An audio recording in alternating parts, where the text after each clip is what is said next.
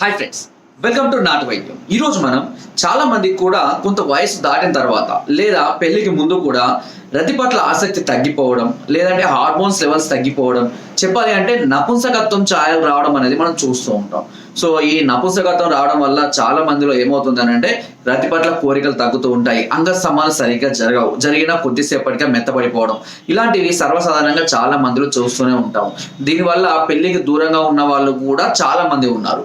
So ఇలాంటి వారికి అందరికీ ఒక అద్భుతమైన చిట్కా చెప్తా అండి. దీనికి ప్రతిరోజు మీరు ఒక గ్లాసు పాలు తీసుకోండి. ఈ గ్లాసు పాలలో ఒక చిటికెడు ఇంగువ, ఒక చెంచాడు తేనె, అదేవిధంగా ఒక చిటికెడు పచ్చకర్పూరం. నేను చెప్పినవన్నీ కూడా మీరు కరెక్ట్గా నోట్ చేసుకోవాలండి. అన్ని కూడా ఎక్కువ అంటే ఒకటి కొద్దిగా అటు ఇటుగా అవ్వడం వల్ల పెద్ద నష్టం ఏమీ ఉండదు. బట్ వేసుకునే మోతాదు మాత్రం సుమారుగా అన్ని అలాగే వేసుకోండి. ఎక్కువ తక్కువగా వేసుకోవడం వల్ల పెద్దగా ఇబ్బంది కాకపోయినప్పటికీ కూడా కొంతమందికి ఏదైనా ఇబ్బందులు రావచ్చు, మోషన్స్ అవ్వడం ఇలాంటివి జరగవచ్చు. కాబట్టి నేను చెప్పిన మోతాదులోనే తీసుకోండి, ఓకేనా.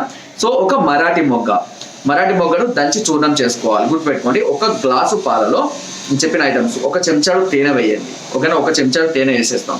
తర్వాత చిటికెడు పచ్చకర్పూరము, ఒక చిటికెడు ఇంగువ, మనము సాంబార్లో వేస్తాం కదా అదే ఇంగువ, ఒక మరాఠీ మొగ్గలు అనేటివి మనకు సూపర్ మార్కెట్లో లభిస్తాయండి. బగారా వాటిలలో వేస్తూ ఉంటాం మనం, నల్లగా పొడుగ్గా మొగ్గలాగా ఉంటాయి. వాటిని దంచి చూర్ణం చేసి అందులో వేసి ప్రతిరోజు ఉదయం పూట పరికడుపునే తీసుకుంటూ ఉండాలి.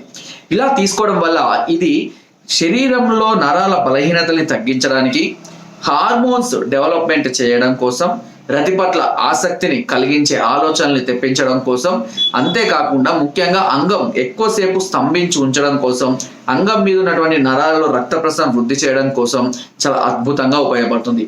మ్యారేజ్ అయిన తర్వాత కూడా చాలా మంది ఈ సమస్యల్ని ఫేస్ చేస్తున్నారు.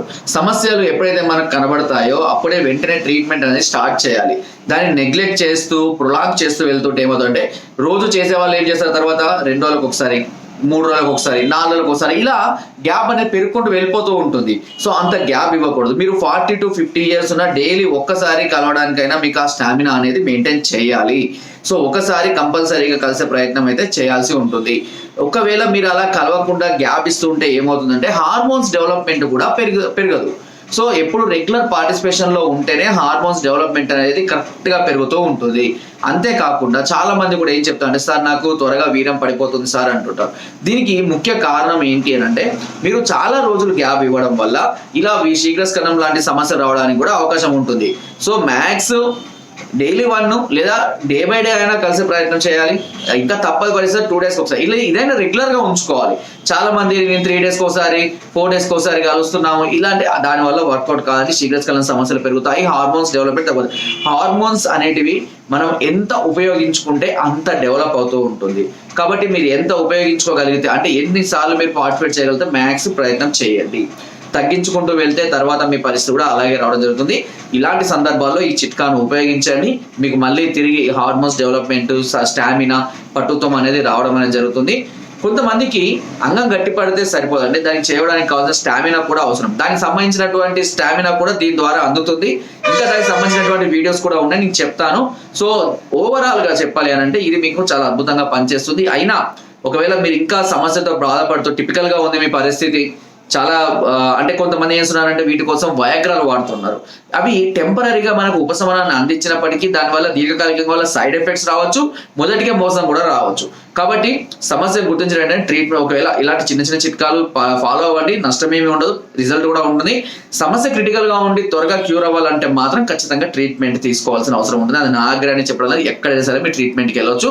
ట్రీట్మెంట్ లేట్ చేస్తే సమస్య తీవ్రత పెరిగితే అది క్యూర్ అవడానికి కావాల్సినటువంటి సమయం కూడా పెరుగుతూ ఉంటుంది, ఓకేనా. సో ముందు సమస్య గుర్తించగానే ఇలా చిన్న చిట్కాల ద్వారా, లేదంటే చిన్న మాత్రలు, ఆయుర్వేదిక్ మాత్రలు చాలా మాత్రలు చెప్పాను. సిద్ధమక్క ధ్వజం కానీ, పూర్ణచంద్ర రస, బసంత కుసుమక్క కానీ, పుష్పధర్మ రస, ఇలాంటి అద్భుతమైనటువంటి మాత్రలు ఎన్నో చెప్పాను నేను మన ఛానల్లో. సో ఆ మాత్రలు వాడుకున్నా కూడా సరిపోతూ ఉంటుంది. ఇంకా ఏదైనా హెవీగా ఉంటే అప్పుడు మమ్మల్ని సంప్రదించమని కూడా మేము సలహాలు ఇస్తున్నాము. చాలా మంది కూడా ఈ సమస్యలతో బాధపడుతూ మమ్మల్ని సంప్రదించి ఇప్పుడు క్యూర్ అయి ఒక చక్కటి హ్యాపీ లైఫ్ వాళ్ళు కూడా కొనసాగిస్తున్నారు. మీరు కూడా ఇలాంటి సమస్యలతో బాధపడుతూ ఉంటే కనుక కింద స్కోర్ నెంబర్స్ కి ఫోన్ ద్వారా, వాట్సాప్ ద్వారా, లేదా కింద డిస్క్రిప్షన్ మా యొక్క అడ్రస్ కూడా నేరుగా వచ్చి మమ్మల్ని సంప్రదించి మీ అన్ని రకాల సమస్యలకు సలహాలని, సూచనలు, మెడిసిన్స్ కూడా పొందవచ్చు. అండ్ మీరు రాలేని పరిస్థితుల్లో ఉంటే కొరియర్ ద్వారా కూడా మెడిసిన్ తెప్పించుకునే అవకాశం మీకు నాటు వైద్యం ఛానల్ మొదటి నుండి కూడా అందిస్తుంది. నా వీడియోస్ తప్పకుండా లైక్ చేయండి, షేర్ చేయండి, సబ్స్క్రైబ్ చేయడం మాత్రం అస్సలు మర్చిపోదు. కింద డిస్క్రిప్షన్ మన గ్రూప్ లింక్ ఉంది, లింక్ ద్వారా జాయిన్ అవ్వండి. మరిన్ని అద్భుతమైన చిట్కాలు అందులో ఎప్పటికప్పుడు నేను పంపిస్తూ ఉంటాను. Thank you.